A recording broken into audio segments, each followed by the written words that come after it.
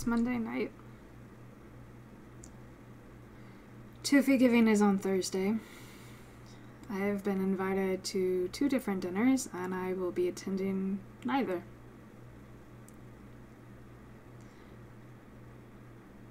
And the amount of stress released from my shoulders when stating that is immense. I'm gonna stay home, as is just another day, eat some 98-cent mac and cheese from the box, and probably play video games. My partner has let me borrow their Switch, and I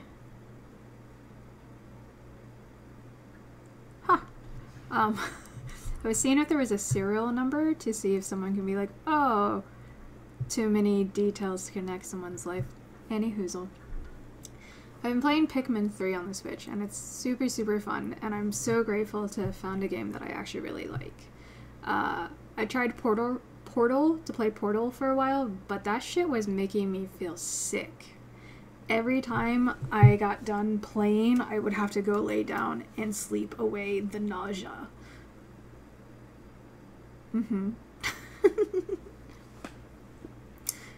I was having the conversation of nausea versus nauseated versus moving on. Words, grammar, it's all made up. Every single word is made up. So playing this video game, I often think of this quote from Anthony Bourdain. Because I used to work kitchens. When I was 18, my first job that I was accepted and hired as was a dishwasher. And the funny thing is, I didn't actually spend time in the dish pit. I was straight put on the line, and I was basically a lunch lady. I'm non-binary now, I recognize that. And it's much, society is more accepting of it nowadays, which is super rad. So I worked kitchens for a long time, and then I was a bartender. So Anthony Bourdain spoke to my soul on a lot of different levels of being real and like the drug use in kitchens, which ironically, I didn't even smoke weed when I worked kitchens. I didn't drink, I didn't smoke weed. I can't intake caffeine, so I can't do like Red Bull or coffee or soda. I drink a lot of water and a lot of tea. Like, so much tea. It's great. I have a whole shelf of herbs, and I make sun tea, and it's really pretty. Anthony Bourdain has a quote. I understand there's a guy inside me who wants to lay in bed, smoke weed all day, and watch cartoons and old movies. My whole life is a series of stratagems to avoid and outwit that guy.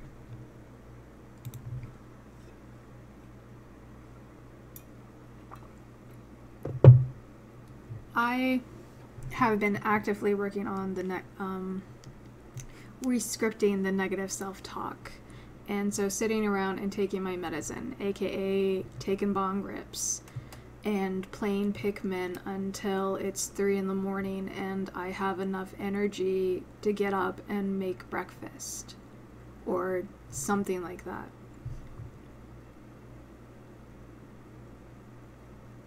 I'm trying really hard to be nicer to myself. That I am allowed to play video games. My bills are paid. And really, is that what the sum of someone is if they can pay their bills? I would like to hope not. And this is healing my inner child. I remember when we lived in Hawaii in 1003. We lived on the 10th floor. It was a 3-bedroom house, 3-bedroom apartment. It was cinder blocks, painted white. I used to love running my fingers in the grooves. It was nice, cool texture, especially when you live in Hawaii and it's hot and humid. You could just like nuzzle up your back to the wall and it was cooling. That was nice.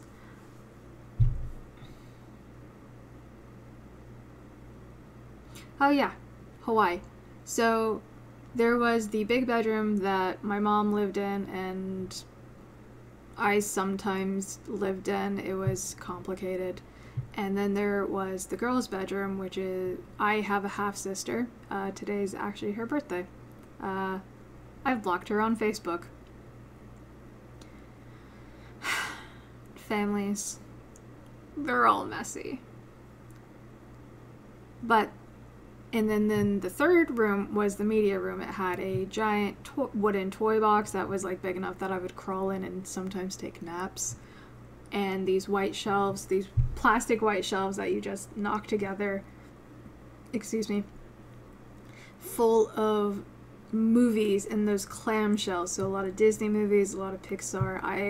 I wasn't allowed to watch TV as a kid. Like, a lot of pop culture goes over my head unless I've gone out of my way as an adult to intake it. Like, I sat down and watched Friends just so I could have some sort of pop culture connection.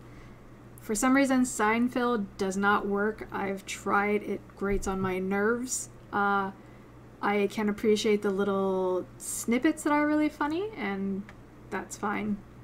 I still don't really intake a lot of pop culture. Like, I've never seen any Game of Thrones. I don't do scary. I really like musicals and lightheartedness. Like, I have seen Gilmore Girls, like, 5 or 6 times all the way through. I just got finished watching Good Witch, and yeah. So, along with not being allowed to watch TV, I also wasn't really allowed to play games. I think they were expensive at that point, and like, they're expensive now, but it was new technology, it was expensive, so only the grown-ups kind of really played. The games I did like, though, I do remember this. I really liked Bomberman. Tetris, always. I'm always down for some fucking Tetris. Yes, please. I actually credit being good at being a mailman on Tetris. I'm getting enough packages in my truck that, yeah, that shit, useful in real life. I also used to play, I think it's called the Lost Vikings. It was 3 brothers. One had a shield, one could jump, and one had a sword and I think bow and arrows. So you had to work together to get through the level. I really liked that. Now I'm playing Pikmin, and that's been really enjoyable. I've already beat it, and now I'm going through the levels where you have to clear in a time, and ooh, it's kicking my booty. It's kicking my butt. And I'm kind of dreaming about them. That's how much I'm playing it. And that's okay. It's okay to just exist and not be constantly producing. Healing. Slowing down is healing.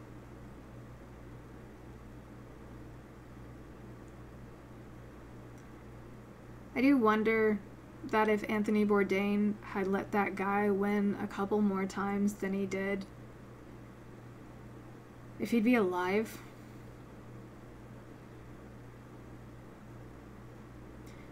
He was the last one that I held up to idol in my mind. After too many of them committed suicide, like too many of my idols, Robin Williams, and the lead singer of Linkin Park, Chester Bennington. He killed himself back in 2017, and then Anthony Bourdain killed himself in 2019, 2020.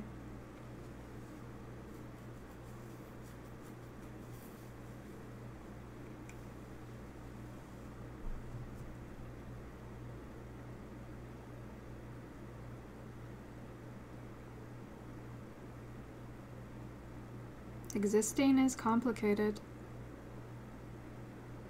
and I understand the pain that it takes to do that. I've never really thought someone who follows through with that is selfish. I think they are in so much pain that is the solution that seems to be the one that will make it stop. Finally. Completely. instead of the roller coaster of existing, of ups and downs and waves and ebbing and flowing.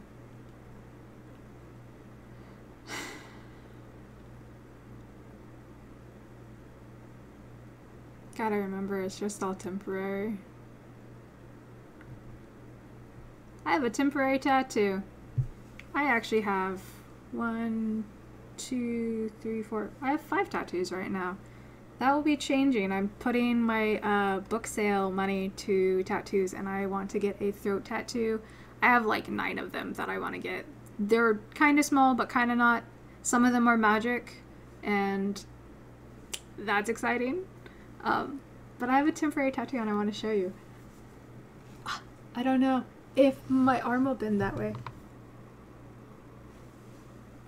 But yeah, I think it's really funny. Kind of like how my middle name is Sirius, so when people are like, why are you so serious? I can be like, oh, it's my middle name. And then just random facts and be like, yeah, I have a temporary tattoo. I amuse myself. Someone must.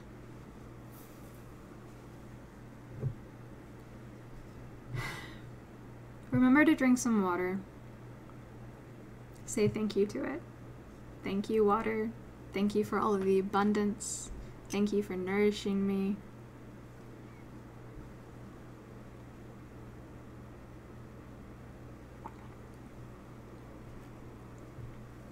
And please remember, be nicer to yourself. You deserve the grace. You deserve the kindness.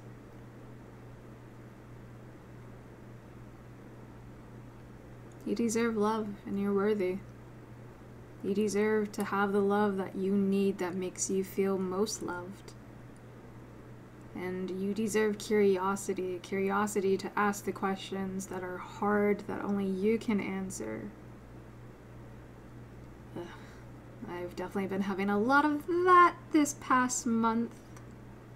And things are getting tense with the holidays, and also we just had a full moon lunar eclipse that was like the longest lasting one that's been in 600 years.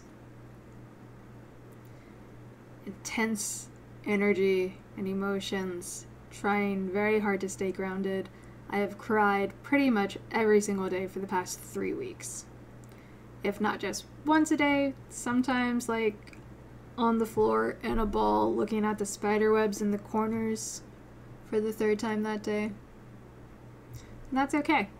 That's part of my healing process, is knowing I have a safe enough place right now to feel the feelings that I was not given permission to feel and process the first so long of my life. So give yourself permission to feel the feelings and tell yourself that you're safe. I hope that you are. I love you. Thanks for listening.